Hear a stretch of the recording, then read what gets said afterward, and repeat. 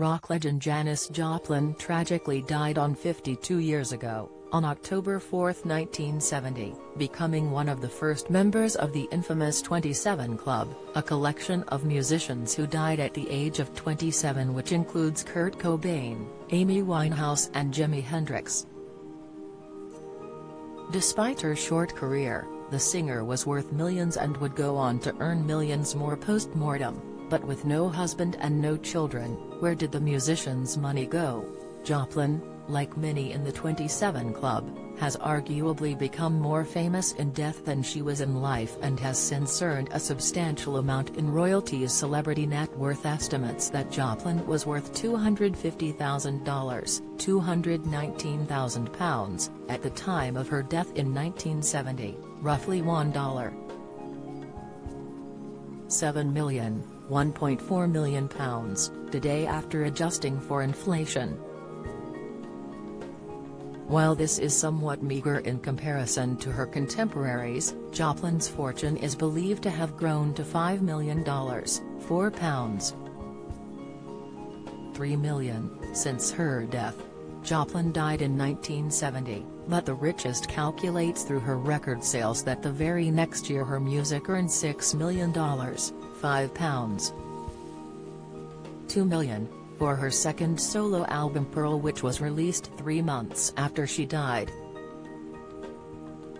After her death, more albums would be released comprising of live shows and greatest hit compositions, and 1973 became the highest-earning year of her career as her greatest hits album reportedly earned $10.5 million, £9.2 million. In 1975 and 1995, the richest reported Joplin's earnings to be the same at $750,000, £659,000, while the sale of some of her personal items has generated millions in more recent years.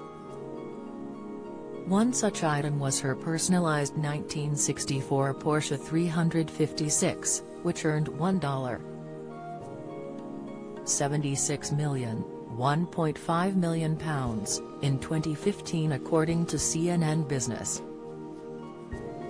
The outlet reported that her iconic vehicle was expected to sell for between $400,000, £351,000, and $600,000, £527,000, but instead broke records at the R.M. Sotheby's auction. Joplin had painted the car herself, utilizing her artistic talents to depict landscapes, animals, mushrooms, eyeballs and skull-like faces from bumper to bumper. The sale was, at the time, the highest price for any Porsche 356 at auction, beating the previous record by over $200,000, £175,000. Without Joplin's personal touches, the Porsche model would usually sell for a top auction price of $341,000, £299,000. After her death, Joplin left ownership of the car to her siblings, Michael and Laura Joplin, who reportedly shared a vehicle for 30 years and labored to preserve their sister's work on the car. Eventually, the paint job Joplin had done herself began to flake. The duo tried painting over parts to preserve the car itself and eventually worked with artists to restore the masterpieces, working from photographs of the original artworks. In 1995, the siblings loaned the car to the Rock and Roll Hall of Fame and Museum, where it stayed for 2 decades until the auction in 2015. They reportedly used the proceedings to support social programs in memory of their sister. Celebrity Net Worth noted that Joplin's will directed that her fortune and future royalties would be split, with half going to her parents and each of her siblings receiving a quarter. Don't miss, when their parents died, Michael and Laura split the remaining estate equally and still receive the singer's royalties. It was reported that her siblings have earned more from her music than Joplin did during her lifetime.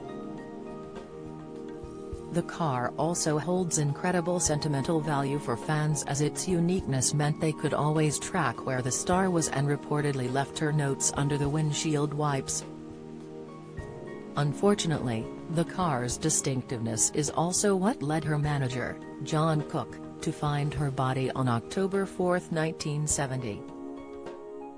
At the time, Joplin was busy putting the finishing touches on her new album Pearl and was scheduled to record the vocal tracks for Buried Alive in the Blues on October 4. The musician had a well-documented drug and alcohol problem, and following her studio sessions on October 3, she went to her hotel room and reportedly consumed a liter of tequila, followed by heroin and some Valium that day. After failing to show up for her planned recording the next day, Cook grew concerned about the singer and went in search, spotting the iconic Porsche that would lead him right to her body, with the cigarette change still in her hand. A Hollywood coroner declared it was an accidental death due to an overdose, and the Sound reported that many customers of her drug dealer at the time had also overdosed that week. However, Joplin's best friend, Peggy Caserta, relayed a different theory for her friend's death in her 2018 memoir I Ran Into Some Trouble. The author claimed she always felt something is wrong here when an overdose was blamed. Instead, Caserta believes Joplin died of asphyxiation after breaking her nose when she fell getting back to the hotel room. Joplin's heartfelt last wishes reportedly included that $2,500 £2,200 be set aside for her wake, where music sensations like the Grateful Dead would perform, and invitations to her hundreds of special guests read, "Drinks are on Pearl."